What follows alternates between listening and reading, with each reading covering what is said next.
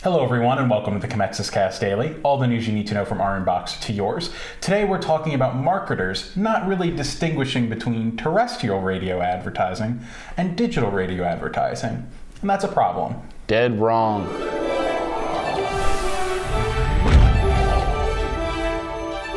Hello everyone, I'm Matthew McGroarty, the videographer and podcaster here at Commexis, and today I'm joined by the lead strategist at Commexis, Philip Brooks. Good morning.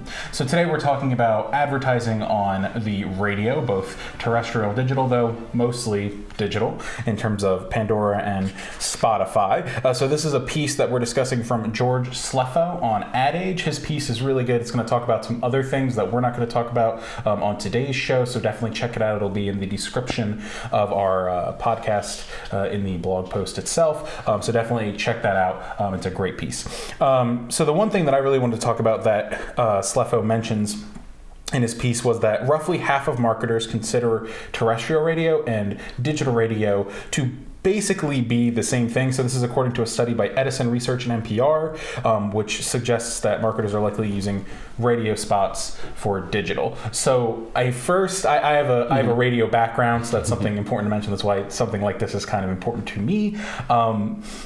What blows my mind about this is twofold. First, radio spots in general are typically created with the intention of whatever radio station they're probably airing on demographic-wise. So, a radio station will have a general demo. So, for example, let's say 94.5 PST, a local radio station here.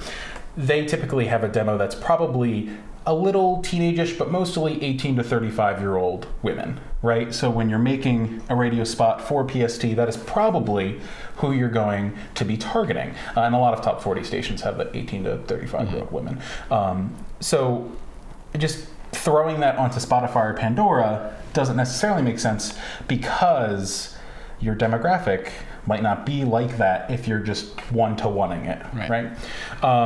And one of the things that gets mentioned here in this piece is that while radio has that broad demo, streaming services have the unique opportunity of allowing you to specify where your advertisements are getting placed. And by that I mean, for example, Spotify, a lot of people really like their auto-generated playlists. You could put something like that in a pop music playlist or in a certain mood playlist or however you want to target your demographic, but also you can change your messaging to be other things and targeting different playlists. So one of the examples that they give is Canada Dry. They launched a campaign that focused on relaxing harder, and the company aimed to get its message across by targeting people listening to Spotify's chill playlists with audio, display, and visual ads, as well as a commercial-free sponsored sessions. So that's just one example where you can't necessarily sort of do the same thing because it won't work nearly as efficiently. I mean, it's not a direct analog, but if you think about it, what you've got now with these streaming services is you've got the ability to target multiple demographics utilizing the same platform. So unlike if you were working with a terrestrial radio station, well, obviously a lot of them are parts of larger conglomerates where you could target multiple demos by targeting different stations within an area. With the same, if they're the same company, you can do that a little bit better. But for example, with Spotify, you can look at some of those music playlists, or you can look at some of the artists that are likely to show up on those channels and kind of transfer that demographic to the ads that you're placing here. So they're somewhat analogous. It's just that you have a lot more to choose from when you're working with Spotify. Plus, you are able to do more targeting there. We have a lot more analytics involved. There is user data that you can still make use of as well. But I mean, again, if you're just targeting just type of music, genre, artist, feel or mood, you're really doing the same thing that you would be doing on, when you're working in demos for individual stations. It's just on a much grander scale because you have all of them available under one platform. Yeah, and I think one really important thing to mention is with the way that, for example, Spotify creates their playlists, especially the ones that refresh every week and that are really unique and people seem to really like them, and the same with I love Pandora mine. does it. Yeah, I use them all the time. there's a really good Quartz email. Quartz sends out these obsession emails at 4-ish o'clock every day, except for the weekends. And they're actually super, super interesting. I actually really suggest I'll put a link in the podcast and blog description as well for you to check those out. But they had one about Spotify and the way that it creates its playlists.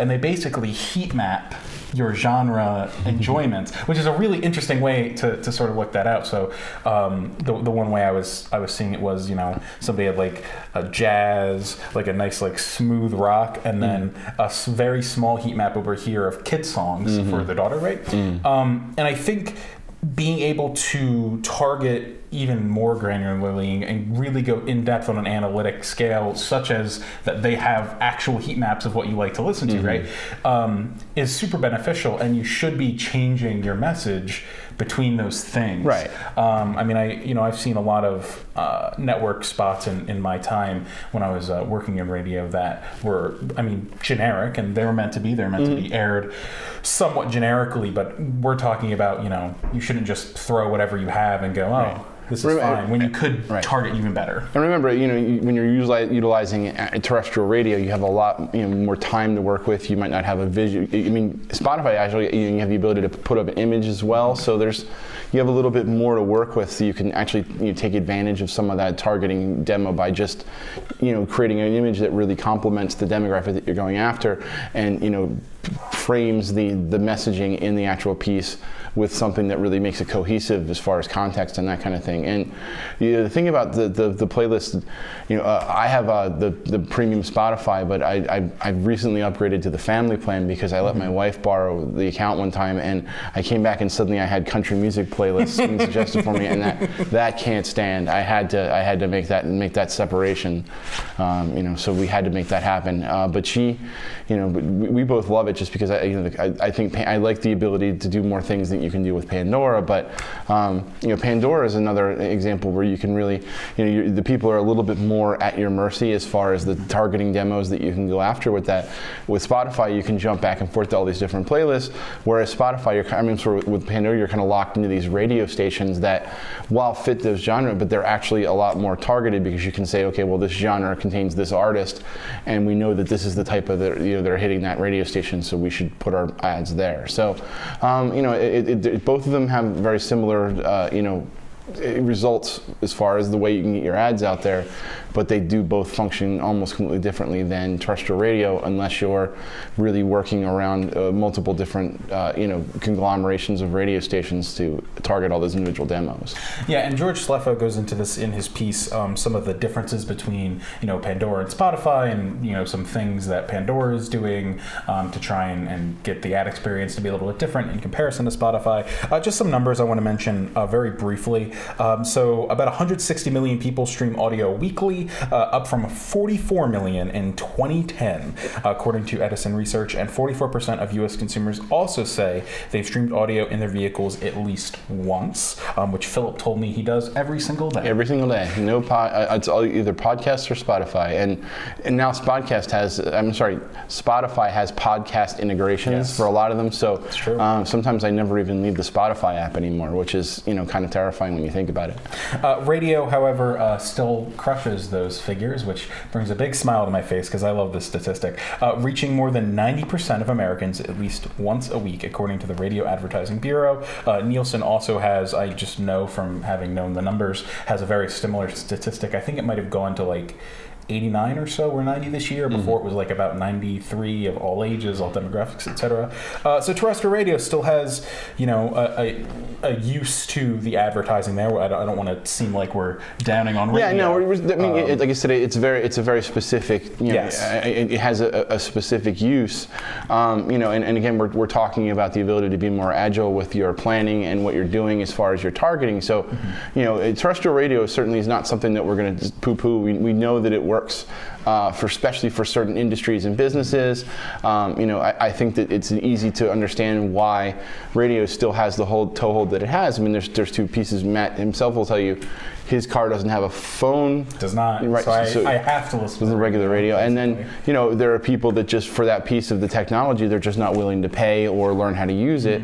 Obviously $12.99 a month is not a huge amount of money, but for some people that's, the prices this out of, if not, reachability, but just there's just an unnecessary expense for me. So plus it's $12.99 in addition to data plans for phones or something like that, which is my big thing. Not that I don't have enough data to probably stream, but not nearly as much. I don't want to brag, but I did get. I'm grandfathered into AT&T because I bought the first iPhone and I never ever changed it. My sister also has been grandfathered into that. So just a small thing that I want to mention at the end, which is that one of the issues with this form of advertising is that there aren't audibility standards yet. So audibility standards are basically the same thing that you would look at for viewability standards. So right now, the only standard that exists was that an audio ad impression must play for at least 2 seconds with the sound on and be checked for ad fraud.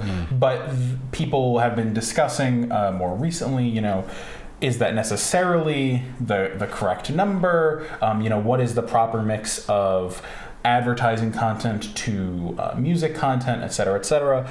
So just things to keep in mind and that we'll be keeping an eye on in terms of standards actually being set and whether or not people are able to figure out sort of that mixture. Do you have any insight from terrestrial radio? What kind of standards do they have for that for, like Nielsen or that kind of thing? Like, do you know anything about that? I don't have them off the top of my head, but I know from when I was in radio, there were kind of two different ways that people would advertise. And one way they were trying to push a little bit more. So long story short, one of the things that radio has a problem with is you have blocks of ads in the same way that commercials are on TV, though commercials are way shorter. Typically, a commercial for radio that you could have about, it was like 6 or 7 spots or something, and they're about 3 to 4 minutes, maybe 5 minutes, depending on the radio station.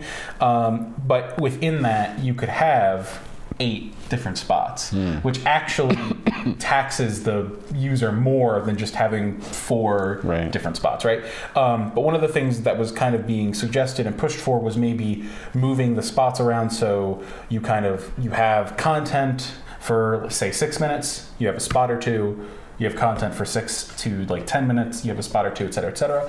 But it was kind of just figuring out how to manage that, which I think the standard typically is exactly what you normally hear on radio, but I have heard other radio stations kind of mixing around with that. But that's a mix of the problems with radio, which is people tuning out during commercials or people not wanting to listen to the spots. I was kind of curious what was analogous to audibility as far as engagement metrics. Like, I didn't know if there was anything like that. In Nielsen, you have to listen to that same amount of the radio spot for it to count as an actual listen, like that kind of thing. I didn't know. It kind of depends. Like I'm going to probably butcher whatever their statistics were because I haven't sort of done deep research on this.